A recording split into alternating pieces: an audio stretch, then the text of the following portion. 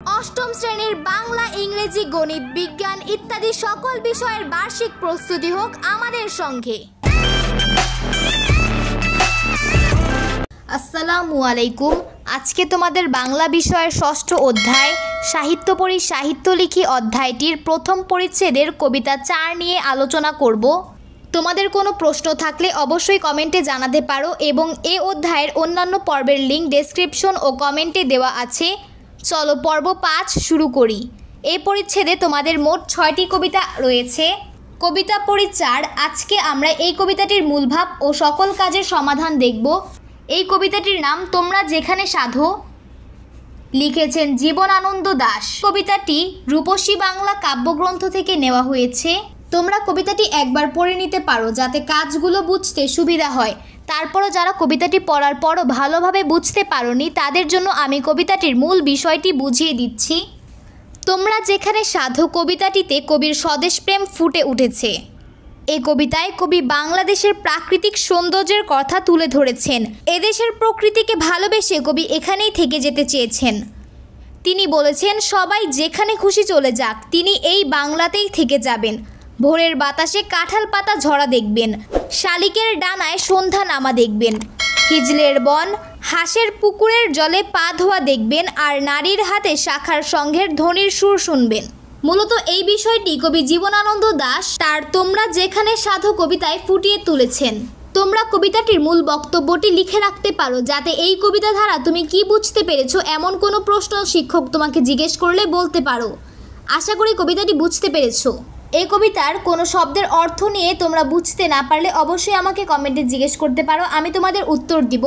এছাড়াও পৃষ্ঠা 126-এ কিছু শব্দের অর্থ দেওয়া হয়েছে, এগুলো তোমরা পড়ে তারপর কবিতাটি পড়তে পারো যাতে কবিতার প্রতিটি লাইনের অর্থ বুঝতে পারো। এরপর 6.1.8 কবিতার গঠন বুঝি। এখানে তোমাদেরকে একটি কাজ দেওয়া হয়েছে। কাজটি হলো তোমরা যেখানে সাধো কবিতায় অন্তমিল আছে কিনা, তাল দিয়ে পড়া যায় কিনা, শব্দরূপের পরিবর্তন ঘটেছে কিনা, কোনো স্তবক আছে কিনা, পড়ার গতি বা লয় কেমন এবং উপমার প্রয়োগ ঘটেছে কিনা এসব নিয়ে সহপাঠীর সাথে আলোচনা করো। তোমাদেরকে এখানে অনেকগুলো প্রশ্ন করা হয়েছে, তো আমি এখন তোমাদেরকে এই কাজের উত্তর দেখিয়ে দিব। এই কাজের প্রথমে আমাদেরকে জিজ্ঞেস করা হয়েছিল কবিতায় অন্তমিল আছে কিনা। আমি উত্তরে লিখেছি তোমরা যেখানে সাধো কবিতার চরণের শেষে অন্তমিল রয়েছে। এই অন্তমিল বিশেষ ধরনের যা সনেট কবিতায় থাকে।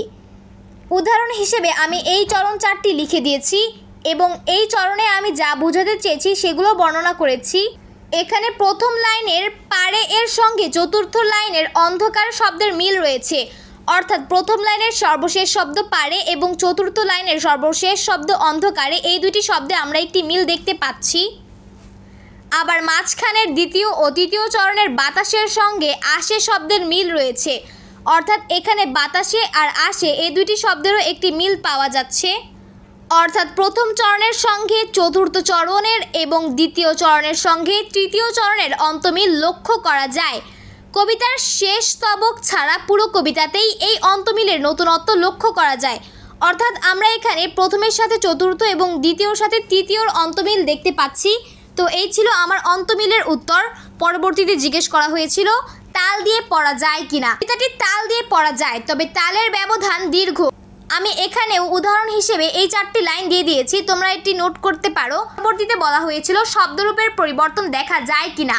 কবিতাটিতে বেশ কিছু শব্দরূপের পরিবর্তন দেখা যায়, যেমন থেকে রয়ে, ঝরছে ঝরিতেছে, পা ঠ্যাং, তাকে তারে ইত্যাদি। তো আমি এখানেও উদাহরণ দিয়েছি। কবিতাটিতে স্তবক রয়েছে কিনা, এটির উত্তর কবিতাটিতে 2টি স্তবক রয়েছে। কবিতার লয় কেমন, কবিতার লয় বা গতি ধীর, এবং সর্বশেষ উপমার প্রয়োগ হয়েছে কিনা। কবিতাটি উপমার ব্যবহার আছে, যেমন হিসেবে আমি এখানে উদাহরণ দিয়েছি। তো এই ছিল আমাদের এই সকল প্রশ্নগুলোর উত্তর। 1.8-এ যেসব বিষয় নিয়ে আলোচনা করতে বলা হয়েছিল সেসব উত্তর আমি তোমাদেরকে দেখিয়ে দিলাম, এবং এখানের যে বৈশিষ্ট্যগুলো রয়েছে যেমন অন্তমিল, উপমা, তাল, শব্দরূপের পরিবর্তন, স্তবক, এগুলো আমি পর্ব 1-এ বুঝিয়ে দিয়েছি। যারা এখনও জানো না তারা আমার পর্ব 1টি দেখতে পারো এবং পর্ব 1-এর লিঙ্ক আমি ডেসক্রিপশন ও কমেন্টে দিয়ে দিয়েছি। এর মাধ্যমে আমরা 6.1.8 কাজটি শেষ করে ফেললাম। এখন আমরা দেখব এই কবিতার পরবর্তী কাজ 6.1.9 জীবনের সাথে কবিতার সম্পর্ক খুঁজি। তোমরা যেখানে সাধো কবিতার আলোকে নিচে কয়েকটি প্রশ্ন দেওয়া হলো, প্রশ্নগুলোর উত্তর প্রস্তুত করো এবং পরে সহপাঠীদের সঙ্গে আলোচনা করে প্রয়োজনে নিজের উত্তর সংশোধন করো। আমাদেরকে প্রশ্নগুলো তো মূলত 127 ও 128 পৃষ্ঠায় দেওয়া হয়েছে এবং একে একে আমি তোমাদেরকে এই সবগুলোর উত্তরই দেখাবো। এই প্রশ্নগুলো মূলত তোমরা যেখানে সাধো এই কবিতা থেকে দেওয়া হয়েছে। চলো এগুলোর উত্তর দেখে নেই।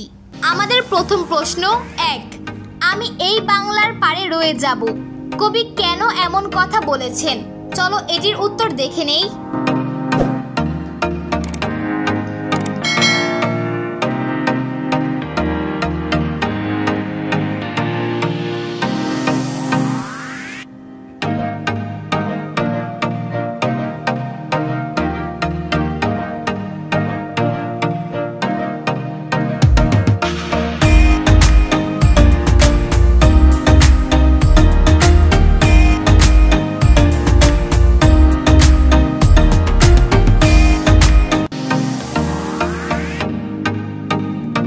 ছিল আমাদের প্রশ্ন 1 এর উত্তর। আমাদের পরবর্তী প্রশ্ন হলো 2, দেশপ্রেম সম্পর্কে তোমার ধারণা কি? এই কবিতায় কিভাবে দেশপ্রেম প্রকাশ পেয়েছে?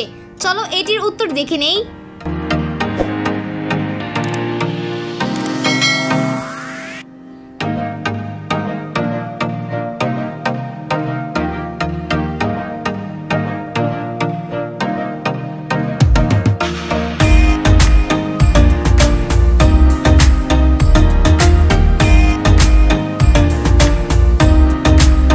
ছিল আমার 2 নম্বরের উত্তর। আশা করি এটিও বুঝতে পেরেছো। চলো দেখে নেই পরবর্তী প্রশ্ন।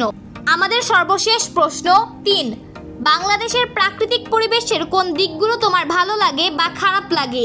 এই প্রশ্নটি আমাদেরকে কবিতা থেকে করা হয়নি, এখানে আমরা আমাদের নিজেদের মতো উত্তর লিখতে পারি।